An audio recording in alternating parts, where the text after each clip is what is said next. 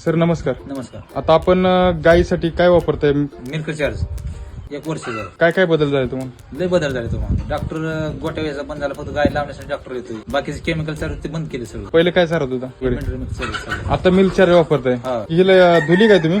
महिन्यात दिलेली त्याला. ती धुतल्यासारखेच काय दिसते? ते चमक मिल्क चार्जची तेल लावल्यासारखे? तेल लावून दिसते. मग खाण्यात बदल झाला, दुधात बदल झाला. दुधामध्ये? हा, दूध वाढलं त्याचं. बर. पहिला फॅट मध्ये सगळ्यात बदल झाला. सगळ्यात फास्ट रेट त्याचा डेअरी लागते पूर्ण. किती? 5 फॅट लागते त्याला. बर. किती देते दुधी? काय दुधा 24 लिटर चालते. किती महिन्याचं कालावड आहे ती? 2.5 महिन्याचे. 2.5 महिन्याचं? हा.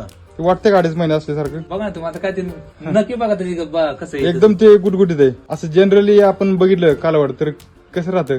अहो ते चित्र सारखं तो म्हणतो, कोणाचं बनवायणार ना असं हा. फोटो काढायचं म्हणून 100% तुम्हाला बदल दिसतोय मिल्क चार्ज चालू केल्यापासून. आपल्याला माशी ते दिसते, शेण बघ कसं पडलंय. कुठंच नाही. तर आपण इथे शेण पण बघू शकतो, एकदम घट्ट आहे. बरोबर का? हा ना. आणि गाय घाण पण नाही, धुतल्यासारखं एकदम दिसते. त्याचं गाय वेळेवरच गाभ बनवी राहते, गाभ धरते वेळेवर. मगाशी म्हटली 7 महिने कंटिन्यू दूध देते म्हणे. हा, 7 गाभ बनवली, मग 7 दूध देते ती. होय. लावल्यापासून आता जनरली 2-2.5 महिने फुल चालते. काय पण चालत असते, पण आपलं मिल्क चार्ज चालू केलं म्हणून फास्ट चालते ना. आता ते कसं मोबाईल चार्जिंग संपल्यावर कसं ते बॅटरी ट्यून करते, हा. तसं मिल्क चार्ज चालू केलं की चार्जिंग झाली गायांना. बरोबर. हा, म्हणजे मिल्क चार्जर म्हणजे जनावरांसाठी चार्जिंग साठीच काम करते. चार्जिंग साठीच काम आहे तुम्हाला. बरोबर. ऊर्जा देते त्यांना.